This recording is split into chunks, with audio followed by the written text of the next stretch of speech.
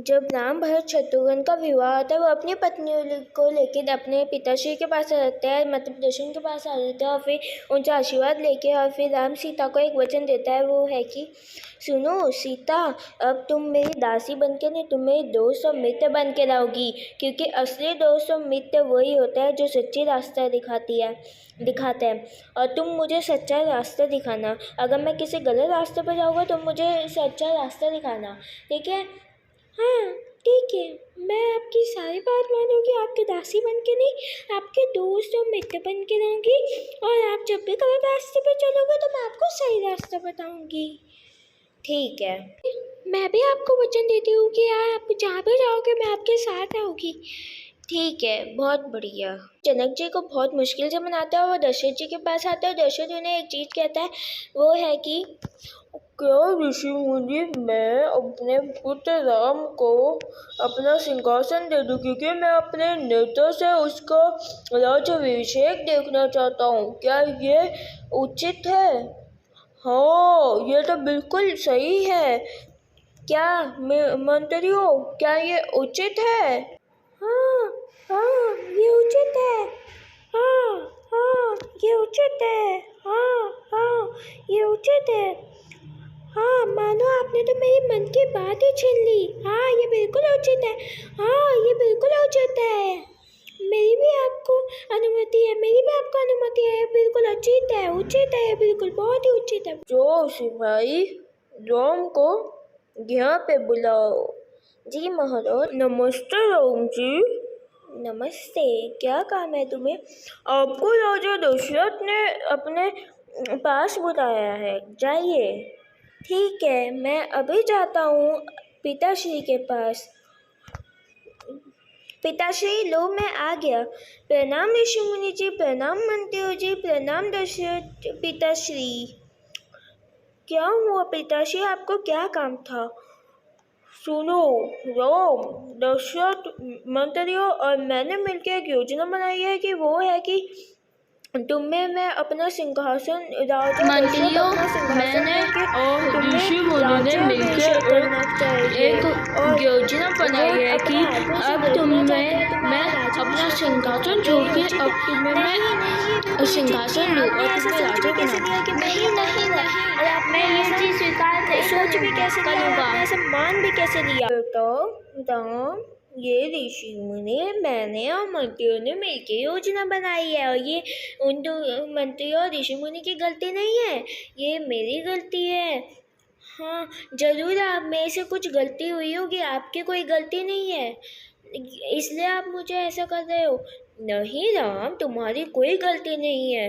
मैं तुम्हें अपने आँखों से राज्याभिषेक देखना चाहता हूँ। ये पिताश्री, मैं आपका आज्ञाकारी पुत्र हो कि मैं आपकी बात मानता हूँ। बोलो राजा रामचंद्र की जय, बोलो राजा रामचंद्र की जय, बोलो राजा रामचंद्र की जय, बोलो राजा रामचंद्र की जय, बोलो।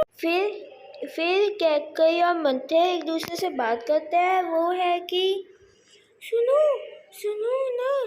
कैकई, मैं मंत्री हूँ, मैं तुम्हें कह रही हूँ कि मैं अभी सुन के आई हूँ कि राम को राजा बनाया जा रहा है।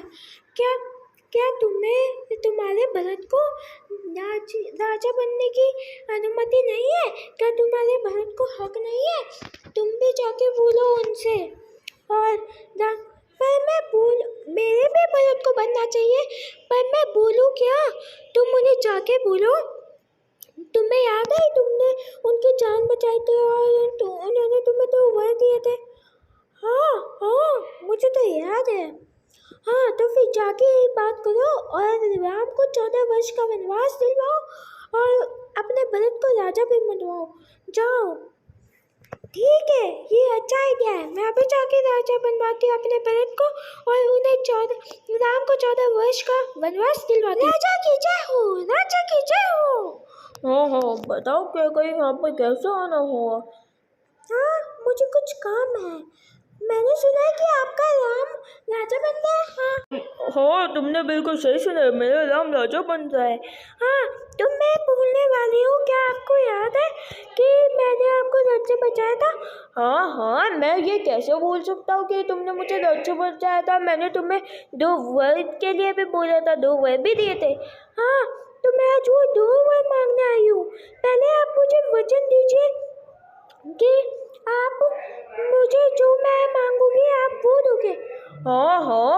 तुम मांगोगी मैं वो दूंगा।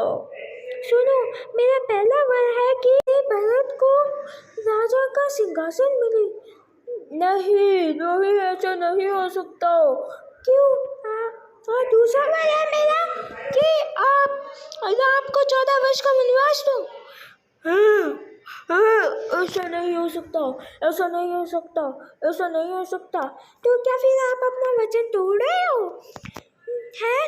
क्योंकि आपने तो वचन मांगा था, आप अपना वचन तोड़ रहे हो।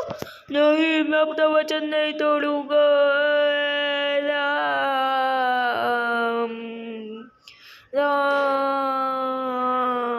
सिपाही दोनों रानियों और राम को बुला के लाओ। जी महाराज, मैं दोनों रानियों और राम को बुला के लाता हूँ। आपका हुक्म सलाखों पर। ओ विधो श्री होशियो श्री रामचंद्र सभा में दो रहे हैं। प्रणाम दशरथ जी पिताश्री, प्रणाम माताएं, प्रणाम ऋषि मुनि जी। हाँ, मुझे बड़ी दुख से कहना पड़ रहा है कि आप तुम्हें 14 वर्ष का वनवास देना पड़ेगा और तुम्हारी सिंहासन की सीट वही रहेगी, लेकिन 14 वर्ष का वनवास मिलेगा क्योंकि कैकई ने मुझसे 2 वर मांगे थे और वो 2 वर मैंने इसलिए दिए थे क्योंकि उसने मेरी दादी से जान बचाई थी। और फिर मैं तो तुम्हें राजा बनाना चाहता था, लेकिन कैकई कह रही है कि भरत को राजा बना, लेकिन मैं सिर्फ तुम्हें ही राजा बनाऊंगा, लेकिन तुम्हें 14 वर्ष का वनवास लेना पड़ेगा क्योंकि कैकई ने मेरी जान बचाई थी और इन्होंने कैकई ने मेरे से वचन भी मान लिया। लेकिन अब क्या कर सकते हैं? क्या तुम इसके लिए सही हो राम? क्या तुम इसके लिए मानते हो? हाँ पिताश्री, मैं इसके लिए आपकी बात मानता हूँ। चलो जाओ, राम को वनवास जाने की तैयारी की जाए। क्या मैं भी आपके साथ चल सकता हूँ? नहीं लक्ष्मण भाई, मैं तुम्हारे शुक्रिया तुम मेरे साथ जाना चाहते हो, लेकिन मुझे वनवास मिला है, तुम क्यों?